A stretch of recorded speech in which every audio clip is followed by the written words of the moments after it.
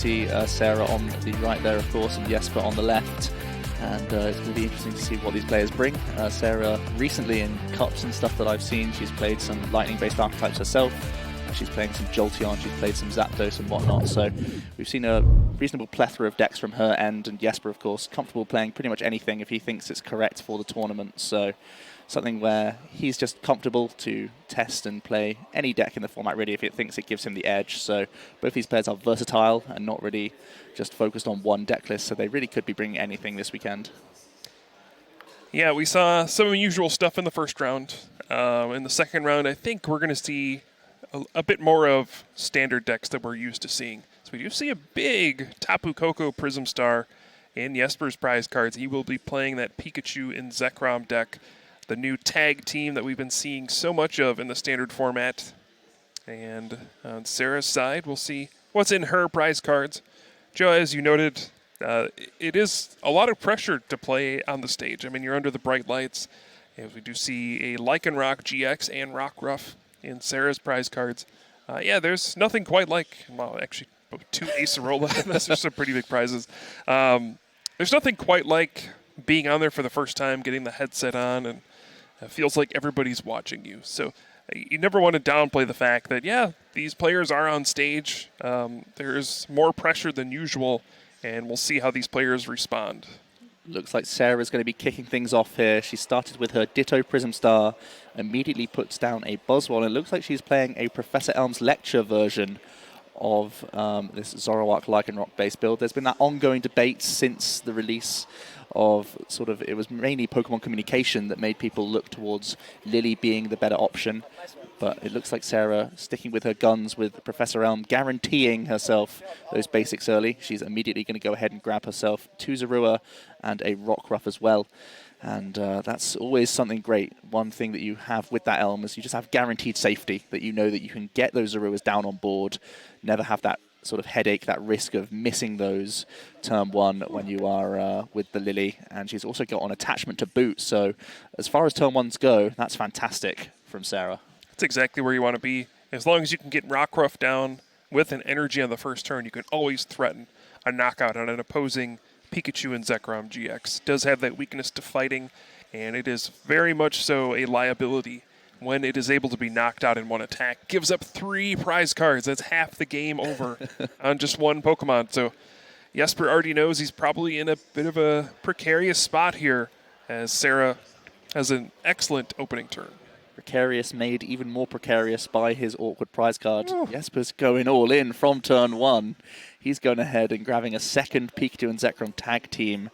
He started that Jirachi, so he's hoping for a big turn, but without a Tapu Koko Prism Star, it's going to be near impossible to get that pressure going. I still feel like a Zapdos is something he's got to look for here. He's going to look for a Wobbuffet tech as well, that Shady Tail ability, shutting down the abilities of the Prism Star of that Ditto and attacks. Not that it has one, but that's a pretty interesting tech card for him.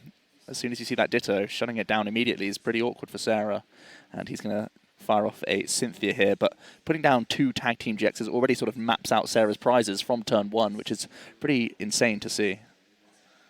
Yeah, off these 6 cards from Cynthia, Jesper does find quite a bit of good stuff to work with. Finds the Viridian Forest, gets to discard Lightning Energy, which, you know, usually that's good when you have Tapu Koko Prism Star, but when it's in your prize cards, it doesn't help you very much to get those energy in there. Jesper is really going to need to find the Thunder Mountain Prism Star Stadium card on his next turn to put on the pressure.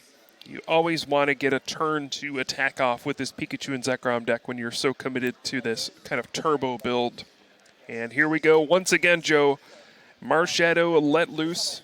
Going to try to disrupt Sarah as much as he can. You can see just how committed Jesper is to this aggressive line with the Pikachu and Zekrom. He basically chose, you know, he had the option for a Zapdos knockout turn 1 fairly easily. He would just have to Stellar Wish, or, you know, this Let Loose could get him into 1 switching card and he would be able to, you know, initiate the prize race with a Zapdos. But Jesper's going for this Let Loose approach and just hoping to build a Pikachu and Zekrom that Sarah can't answer here. That's what he's hoping to do by the looks of things. Jesper has drawn into a few switching cards at this point. He still has Stellar Wish available to him, but it seems to be more or less an attach and pass this turn. We are going to see him with those little ability-used markers, which helps us out a little bit. He's going to pick up that energy switch. So he still has the option of taking a knockout with Zapdos if he wishes, but when you see his plan to put the Wobbuffet down into play, kind of tells me that he doesn't want to take this knockout. Probably not, yeah. And this is a pretty decent spot for him.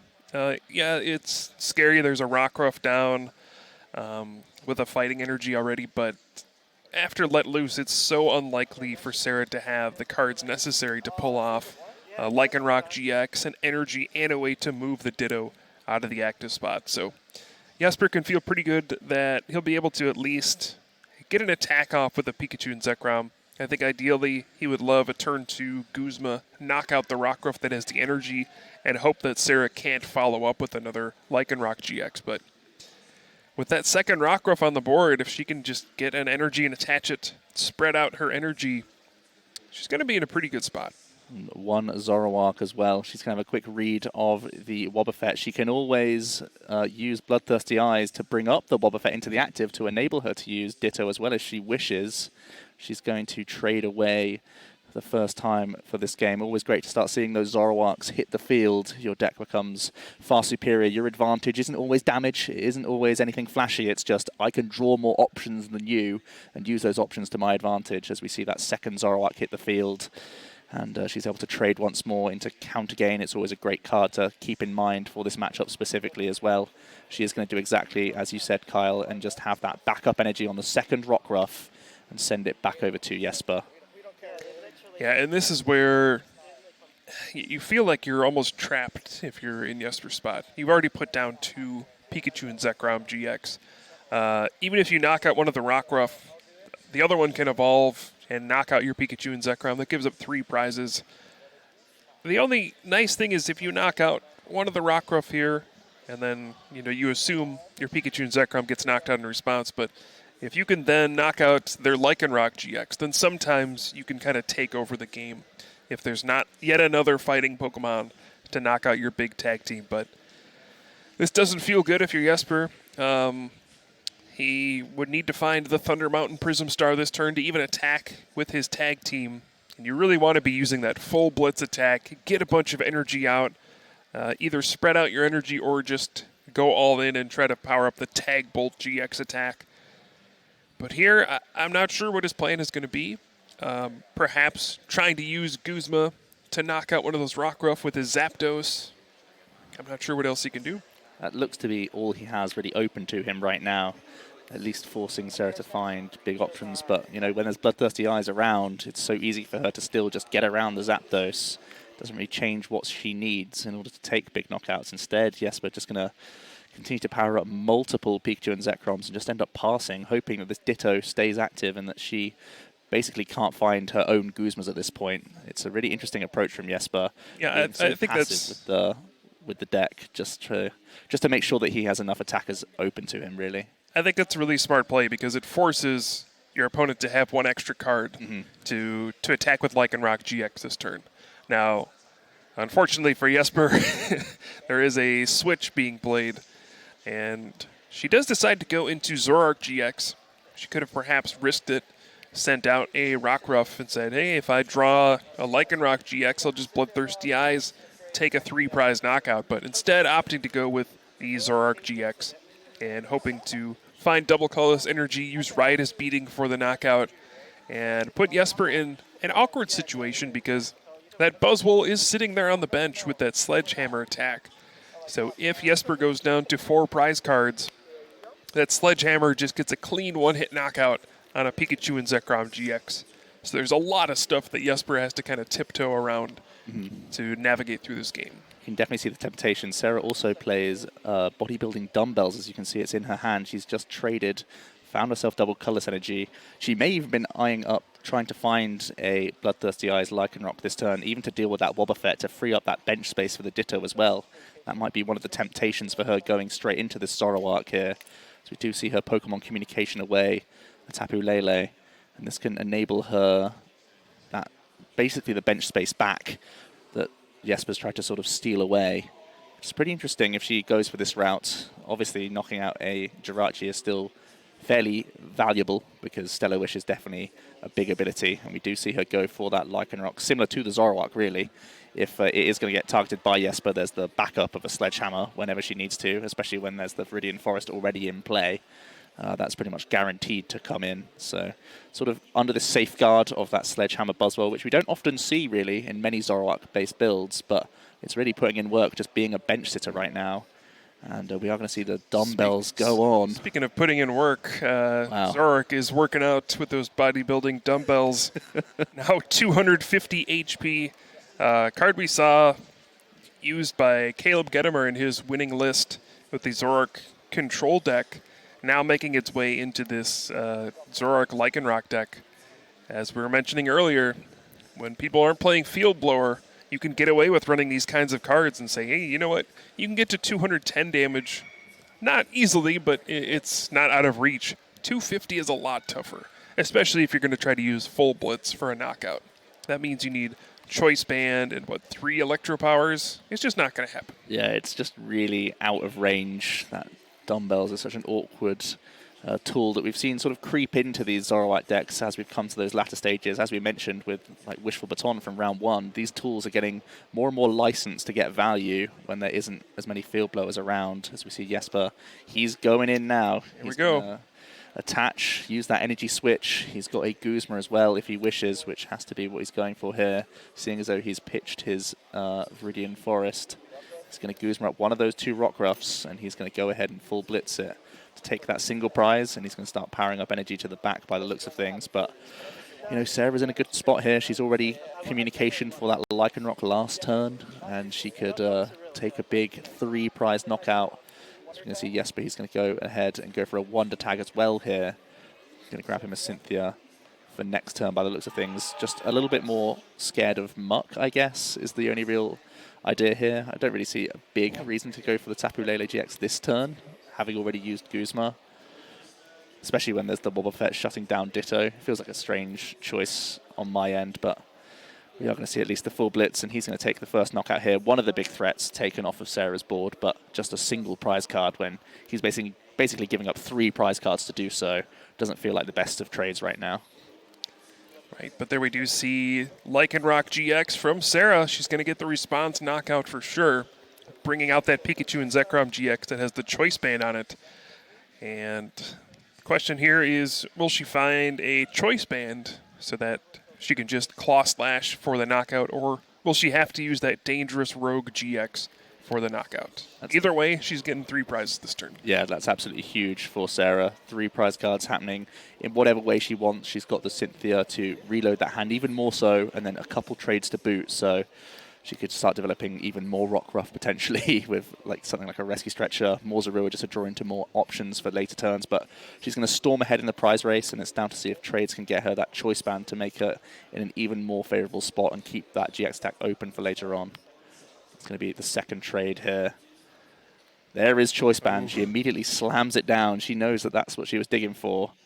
That Internationals promo card going straight into her deck. Choice Band with that alternate art there. You see the nice Primeape on there. Lycanroc is all pumped up at this point. Going to see a Claw Slash knockout, and Sarah's going to go down to just 2 prizes already. And Jesper's going to have to find a way to come back from this. It's going to be tough. Well, we know that he can, at the very least, tag bolt through this Lycanroc if he is unable to find himself some Electro Powers or Choice Bands in response to this. We know he's got a Cynthia in hand, seeing as though he Tapu Lele'd for it last turn. We also see a nice Field Blower as well. Just going to remove that skateboard option from Jesper, make his decision a little bit more immediate here. But it feels like the Pikachu and Zekrom tag team's the only way that he can take 2 prizes this turn, and he obviously can't stumble into a Sledgehammer here.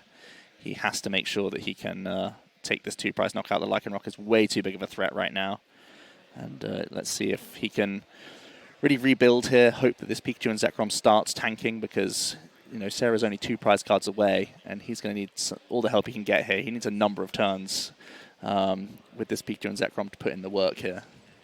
Yeah, he can potentially win in 2 turns, right?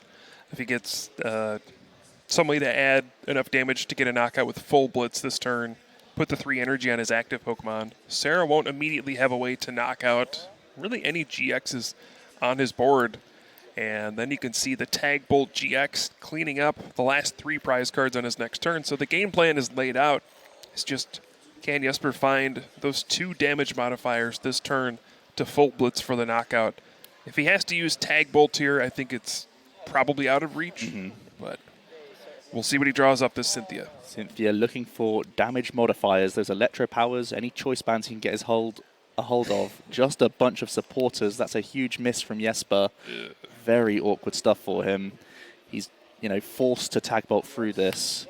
And again, it's just looking pretty favorable for Sarah at this point. Just 2 prize cards away. There's easy individual prizes on the likes of the Marshadow and the Wobbuffet, or the Zapdos she could take out over a number of turns. Or just, find a way to go through this Pikachu and Zekrom. Doesn't look possible this turn. Yeah, but just some easy prizes is all she needs, really. Yeah, even a 2-hit knockout with Riotous beating. I mean, it seems really tough for Jesper to win from this spot. So Sarah mulling over her options. The trade is always something you have to sequence correctly. She's been Cynthiaing proactively a lot this game, doing the Cynthias and trading after. Definitely something you want to check through to make sure if you want to sort of use your supporter early with these things like Cynthia and Lily especially. Sometimes it can net you more cards initially than trading to begin with. But she's actually going to go ahead and start her trades here, getting rid of a Pal Pad and use that second trade by the looks of things. Well, she's got into a 3rd Zoroark, which is also great.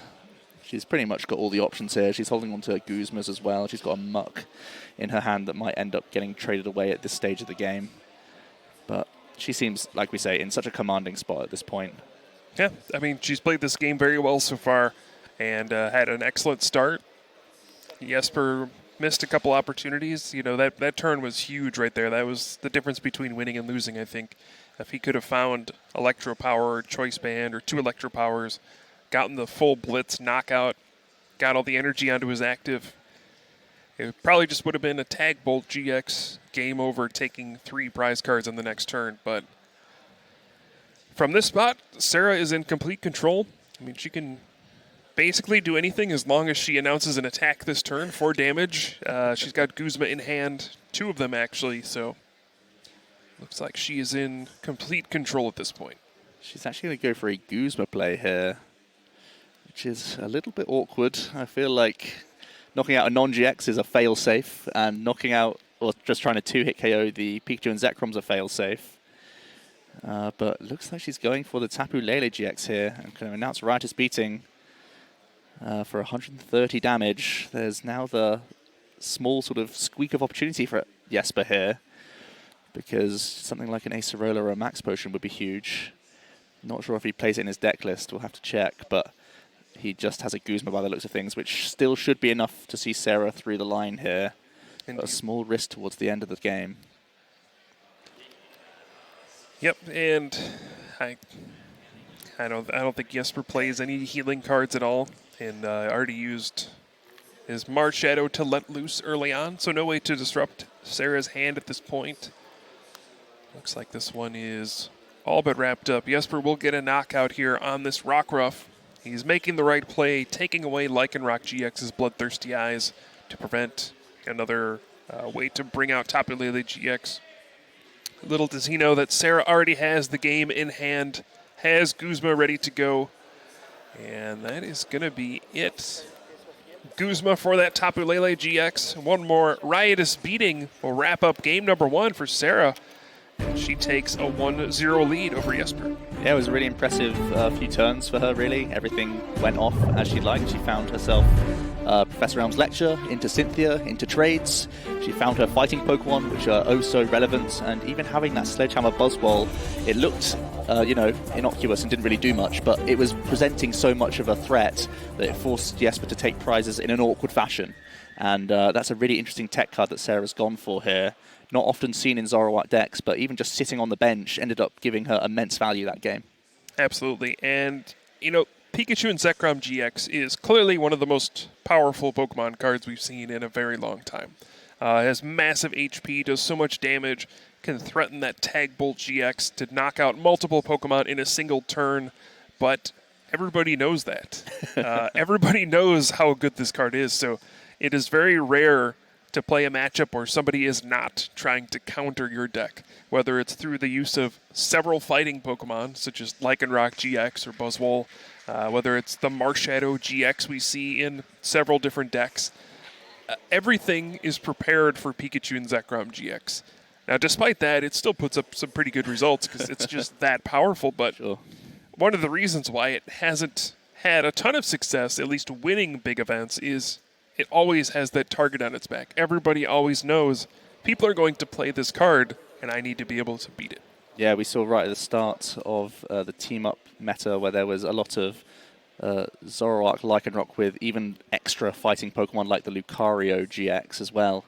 And Sarah going for the Buzzwole route by the looks of things. Jesper does have the advantage of going first here at the very least. He's got himself a Zapdos in the active. He hasn't prized his Tapu Koko Prism Star. That's already on the board for him. Yep. And it might help him have a bit more lightning starts here than last time. Indeed. So after game number 1, you've seen your opponent's deck, you've seen the Lycanroc, you've seen the Buzzwole. If you're Jesper, do you change up your strategy at all? I mean, do you have the tools to turn into a Zapdos deck instead of a Pikachu and Zekrom deck? That's kind of the awkward spot that he's in right now. He's got himself the Jirachi in the active. He's attached to Zapdos straight away. And I think it's one of those moments where you're happy being a Zapdos deck as long as there's no sign of a Muck. If you can deal with a Muck, you're much happier to try and, be a Zapdos deck for as long as possible in the early turns and have that late game burst potential with some of these GXs that can get over Sarah's, Zoroarks all in one hit. That's got to be the route I think he's going to take here. You're going to see the first Stellar Wish here. And it's been a much better turn for Jesper, simply because he hasn't prized the Tapu Koko Prism Star, such an integral card in his deck for getting back that amount of energy cards and making sure that he can burst out attackers here. So having that extra turn to sort of build up his own hand is such a big deal when you're getting to go first here. And he's just going to pass it over to Sarah, still stays asleep. And Sarah once again has Professor Elm's Lecture. Not bad. That's pretty much exactly what you're after here. Now she can once again develop the double Rockruff threat and a couple Zorua. That's looking pretty good. Yeah, now, Jesper, we did see play the Viridian Forest down so he could discard a Lightning Energy to set up for that Tapu Koko Prism Star. If you're in his situation, do you consider not playing down Viridian Forest because it guarantees your opponent an energy attachment, or do you just kind of accept, they'll probably have it? I feel like it's especially one of those catch-22s when Professor Elm's Lecture is just like, it's not the same as Lily. It's not going to net you all those cards, so she literally has to have a raw energy from those first 7 or 8 cards that she sees, so it's a lot less likely for her. So giving her that energy is always awkward, but he's just trying to develop his own game plan here, get Lightnings in his own discard pile and hope that his own pressure is going to come out on top. Whereas Sarah, she could end her turn cornering here, all right, by the looks of things, seeing as though she attached to the active. As we pass it over to Jesper, now forcing him to have an actual switching card rather than just a skateboard. Yeah, I mean, a lot of times these days we see the 70 HP Rockruff because it has 10 more HP. It's more difficult to knock out, but when you're playing the Professor Elm's Lecture build, you need to run 60 HP Rockruff. So sometimes you can run into spots where you're like, oh, I can corner this thing and make my opponent effectively skip a turn because they can't retreat things like Jirachi. It's going to force Jesper to find Switch or Escape Rope, some way to move that Jirachi. He did have an option to play Guzma on his turn, but opted to play Cynthia instead, hoping that he could eventually find a switch off of a Stellar Wish. Looks like it's worked out for him. He can once again pitch a Lightning Energy to the discard pile with his own Viridian Forest to grab himself another one. There's a Pikachu and Zekrom. It's going to be interesting to see. He was so bold at putting 2 down in the first game. Will he be quite as carefree this time around, as we are going to see him get that Stellar Wish used? He's looking at a couple Guzmas and a couple other supporters in the Lily and the Cynthia here. It's going to be down to him to see what he wants to do. It looks like there's no other draw support in his hand right now. Just a couple of Electro Powers, Switch, and some Lightning Energies, so he can switch this Jirachi this turn and get a Zapdos knockout. So he's going to pick up that Cynthia for a reload for next turn, which seems very reasonable to me. But he still does have an attachment to go, and it'll be interesting to see if he actually wants to put down this Pikachu and Zekrom. I think he will. He's going to go for it. There's not much else he can do this turn. Yeah, Slap it down, get the attachment. If you can clear a Rockruff off the board and leave your opponent with no energy in play, this is the spot where Pikachu and Zekrom GX can take over without really being threatened. So I think Jesper recognizes that, hey, my deck is built to use this card. I need to put it down eventually. And thanks to Zapdos, I'm able to clear out the Rockruff. And hope my opponent can't find some combination of, we did see the counter gain in Sarah's deck in the first game. Although currently, even a dangerous Rogue GX would not even knock out Pikachu and Zekrom. There are not enough benched Pokemon. So, yeah, that tag team is safe for now. It looks like Sarah's got a handful of energy cards right now. I think there might be a Cynthia in there as well, and that's got to be something she's eyeing up here. She chose to promote her Ditto, which is an interesting choice, seeing as though it's one of those things where she might have wanted to turn that into a Lycanroc. And, it seems like her only attacking option this term is going to be a Rider's Beating, by the looks of things, unless she wants to try and even use the GX attack just to try and two-hit KO the Pikachu and Zekrom with the help of a counter gain, but that's a very specific combo that she's trying to reach towards. So I wonder what she's going for this turn. She's having a quick look through her deck with that Viridian Forest, going to pitch her own Devoured Field. We're going to see the double colorless get attached to the Ditto, and just a Cynthia here for that reload, really hoping to cross her fingers to find some Zoroarks here. Yeah, if you're in Sarah's position, would you consider not putting down any GXs this turn? Potentially just not attacking at all? Because then, if Jesper wants to advance the game, he would have to go to 4 prize cards, which means Sledgehammer is an option. Is that a potential consideration, or is it just too much to give up trying to get some Zoroark into play? It all depends on the Cynthia, really. If she's happy enough to sit on this Cynthia, if there is something like a Buzzwole in her hand or something like a Nest Ball to get there. But by the looks of things, she may just need some help from trading overall. Yeah. By the looks of things, that's what we're looking at here. You can see an Ultra Ball that she's gripping onto.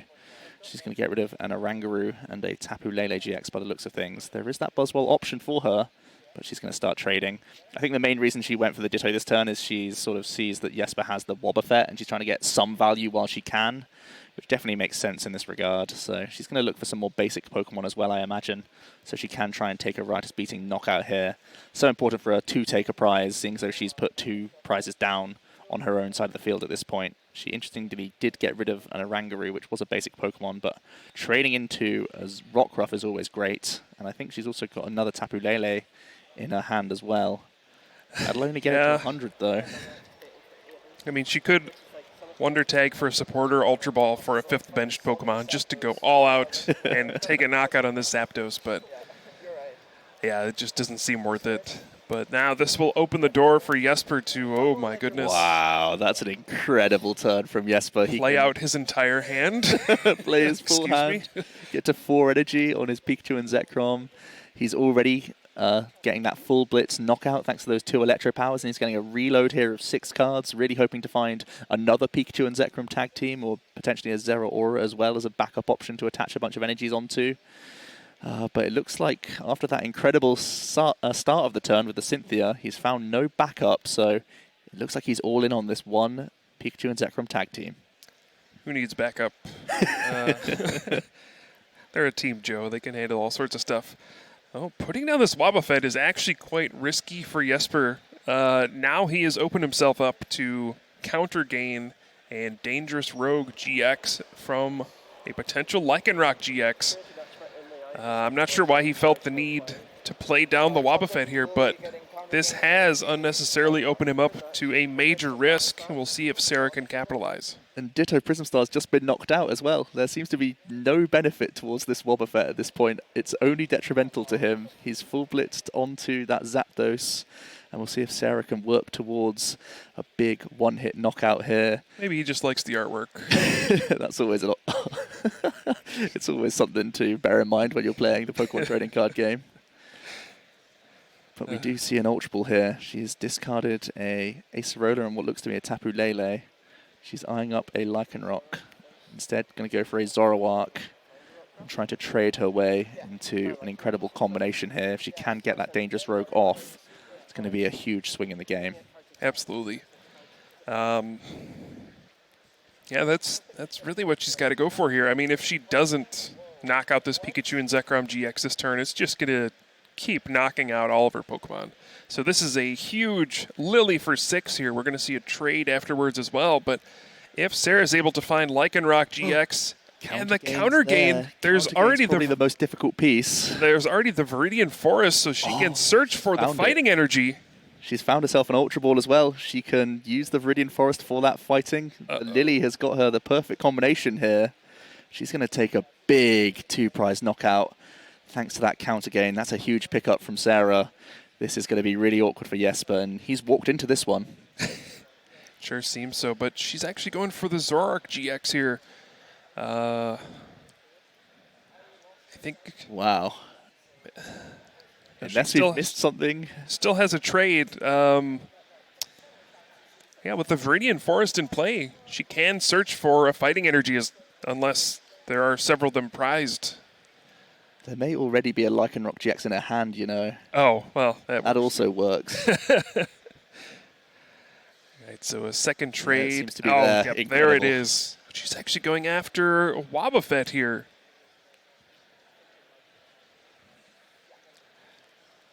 All right, so it looks like there just must not be any energy to search for. She must be out of fighting energy. And if that's the case, then this Pikachu and Zekrom is just going to run wild. That's such a rough break for Sarah. They just all prized? Jeez. Got to check that out. That's absolutely incredible. Such a rough break for her. It didn't look like she's been through many. And Jesper's just going to charge through. He's got 2 more Electro Powers. He can Full Blitz again this turn. And this is that sort of overwhelming state that you can put yourself in with the Pikachu and Zekrom. If you do stay on the board for a turn, oh boy. I mean, this is just crazy, the amount of pressure that he's putting on Sarah at this point. He's able to play down even more cards here and go for a big Full Blitz knockout again. He's now played all 4 Electro Powers. And he's just going to get another energy onto that Pikachu and Zekrom on the bench now. And I mean, Sarah's just in an awkward spot now. It feels like the prizes have gone against her here. There's no basic energy cards in her deck. She's just going to have to scoop it up and go into game 3 here. Pretty much a tale of 2 halves there. 1, 2, yep. No way. That's actually so sad to see. That's heartbreaking. She drew everything, but there's just no energy in her deck. That's actually so rough to see Sarah. Such a crazy combination of cards. That's going to be such a hype turn, too. Oh. Man. Never punished if you're Jesper. Jeez, that's a huge let-off. That could have been such a different story. That was Jesper's only option. The one Pikachu and Zekrom was all he had left. Other than that, it was just a Zapdos that had 2 energies attached to it. It would have been a very different story had those energy cards been accessible for Sarah. Really rough break for her. She's going to have to try and put that behind her and move into this game 3 because it felt like, again, she put herself back into a dominant spot as long as the prize cards weren't keeping her at bay, really.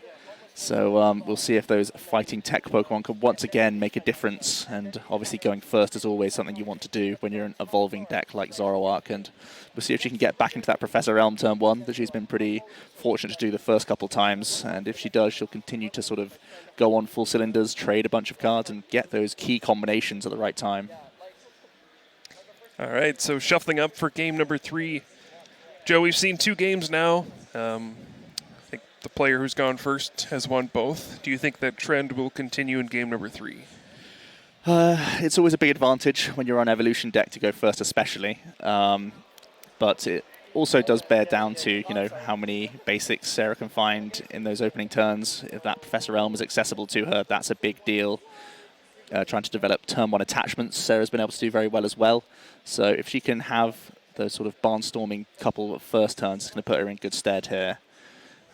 Yes, we're going to kick off with the Wobbuffet, and also has that Pikachu and Zekrom already benched there for him. As we are going to see Sarah kick off with a Tapu Lele. We know what that means. We see a Rockruff, Lycanroc, Zorua, and Buzzwole all in Sarah's prize cards. It's 4 basic Pokemon. The Buzzwole probably the most important there, as well as 1 Lycanroc GX. So already starting at a bit of a disadvantage in this game, but Professor Elm one more time. Professor Elm, she's also got a Fighting Energy in hand, and there's even a Cynthia for turn 2 as well. So again, seems to be a reasonable turn 1. Those prizes won't help her too much, but she's at least able to develop a lot of basics this turn. She's even going to pitch the Guzma and the Mallow with an Ultra Ball just to get herself a Grimer down as well.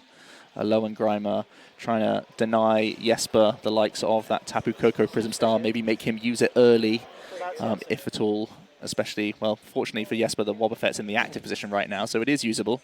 but sort of putting Jesper on the clock as quickly as possible and also trying to shut down as many Stellar Wishes as he would like to use. So a pretty strong start from Sarah overall. Can't ask for much more. Filled up your bench, got an energy attachment. That's all you're looking to do with this deck. And then next turn, hope to Cynthia into some Zoroark GX and kick things off from there. Jesper's going to need a pretty good start here to respond to that one. It's a nice Ultra Ball, a couple Lightning Energies going to the discard pile when he does have that Dance of the Ancients Coco available to him. He's going to have to go for a Tapu Lele GX here for his own turn 1 supporter of Lily here. So powerful on that first turn, allowing you to draw up to 8 cards in your hand when it's your first turn. And he's going to look for those combination pieces to try and get this Pikachu and Zekrom powered up for turn 2 here. That's we really see his goal. The fabled turn 1 full blitz. Well, that would be intense as well. You see Lily for 6 cards. Oh, we see Thunder Mountain Prism Star. And Ultra Ball and Lightning Energy. It could be a full bits turn 1 here. Yeah.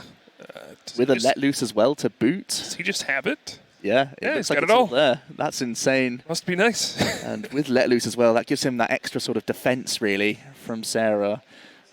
We've seen that she was happy enough to pitch away a Mallow. That tells Jesper immediately that she's holding on to supporter cards for next turn. Wow. So Jesper's going to be able to get that turn 1 full blitz thanks to the help of 2 Prism Star cards here. The Thunder Mountain, first of all, as well as the Dance of the Ancients Coco. And we are then going to see a Let Loose here. Incredible stuff. Jesper looking up to the sky. An absolutely intense Lily there. And now it's going to be putting Sarah on the clock all over again. Really insane stuff there. Joe, this is absurd. He's going to full blitz on the first turn of the game. This is exactly what can happen when you draw the right combination of cards. It just goes to show you how powerful all these Prism Star cards are. There's a reason you can only have 1 of each of them in your deck. Look at what happens when you draw them all in the first turn. Wow. The Tapu Koko Prism Star allowing Jesper to get extra energy into play. Thunder Mountain Prism Star making it so the attacks of his lightning Pokemon cost 1 less lightning energy to use, so now he can full blitz for just 2 energy, knock out this Zorua, and get 3 energy onto the benched Pikachu and Zekrom GX. This is all you can really ask for, a perfect first turn. Essentially all he needed from his Let Loose was a means into that Pikachu and Zekrom tag team, or a Nespal, which was what he found in the end. And this is, again, just amazing pressure from Jesper here. Sarah, she immediately promotes her Rockruff. She gets the double Colorless Energy and the Lycanroc already, and a Cynthia, not slowed down by that Marshadow at all. A fantastic combination for her, and she is straight back in the game here. All right, this is going to be the situation where, will she find Choice Band to Claw Slash for the knockout? Either way, it's going to be a 3-prize swing. At the very least, she can Dangerous Rogue GX for the knockout thanks to the weakness, but this is going to be a hard-hitting game, Joe. Back and forth already. Prize card is going to be taken very quickly. This game might be over in 3 or 4 turns. That is the both beauty and worry with Pikachu and Zekrom. They just set their stall out so early and say, do you have the instant answers for this card or not? And looks like she is very much able to remove that Thunder Mountain Prism Star, which is an excellent pickup for her. She's also able to find a couple more stage 1s. Alolan Muck, yeah, going to turn off any potential Jirachi that Jesper could have. He's already used the most important ability, Tapu Koko Prism Star's Dance of the Ancients, but never hurts to have Alolan Muck down against these decks. Sarah gets her 1 trade, doesn't find Choice Band, so she is going to have to go for the Dangerous Rogue GX here, but is able to pick up those first 3 prize cards all at once. We knew there was a couple of big pieces in those prizes for her. And Jesper now able to, once again, bounce Stadium. He's able to find that Viridian Forest now, but his hand is already just full of energy cards. It's more so just to bounce the Devoured Field by the looks of things. He's in an awkward spot. He has no supporter. He has 1 Choice Band, but it's not enough to get the full Blitz knockout, so he'll have to use Tag Bolt GX. You cannot let this Lycanroc attack again. So he's going to have to use his GX attack, and the game will be tied at that point. It looks like Sarah does have the advantage in this game at this point. Once again, this is the story in the first game as well. Jesper unable to find those crucial Electro powers at the right moment, having to burn the GX attack, which takes away his option later on to take multiple prize cards once you get that bonus with the extra energy on Tag Bolt GX. Now he's just going to be limited to attacking one Pokemon per turn. Yeah, and it's going to be really putting the pressure on finding more Electro powers and maybe even using that Zapdos to get him over the line for those last few prize cards. It doesn't seem like this Pikachu and Zekrom's going to get knocked out this turn at the very least. It looks like Sarah's just going to have to try and 2-hit KO through this one. So that's something going for him at least. And Jesper was able to pick up a Cynthia from his prize cards, which will give him a nice reload for next turn. But he's pretty much put it on the clock here to find more damage buff cards. As we look over to Sarah here, she's only got one trade available to her. She's going to go for that. She's already got double Colors Energy in hand. Not too much else though. No other Zoruas, not much going on here. It's going to have to just be a sort of couple of 2-hit KO smack options here. She can lower her hand size maybe a little bit for a Lily for a couple extra cards. Yeah, that is the one limiting factor for her right now. She's only got one Zoroark GX in play, so you're used to having 2 or 3, or you can keep trading into other stuff. She could have set up a 2-hit knockout here with a Riotous Beating for 120, and then has the Choice Band in hand already for a Sledgehammer, which could have been a 2-hit knockout on Pikachu and Zekrom. Opting to instead attach Choice Band to the active, she can now Riotous Beating for 160, I believe, thanks to the Devoured Field. Which, hey, all you have to do is knock out Pikachu and Zekrom GX and you win. You can just get a 2-hit knockout, you win the game.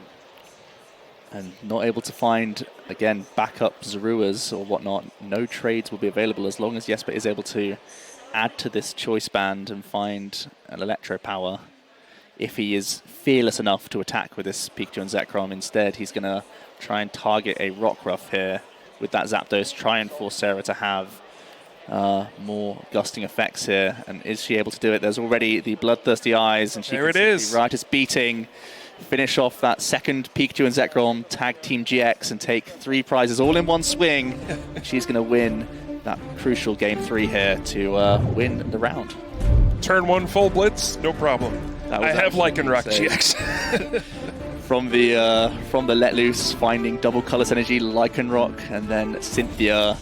Both players doing so well off of their sort of opening turns, and it is really a battle of those first 2 turns, it feels like, for those players. She is able to win that second round here so well with Zoroark Lycanroc, just a tried and trusted deck.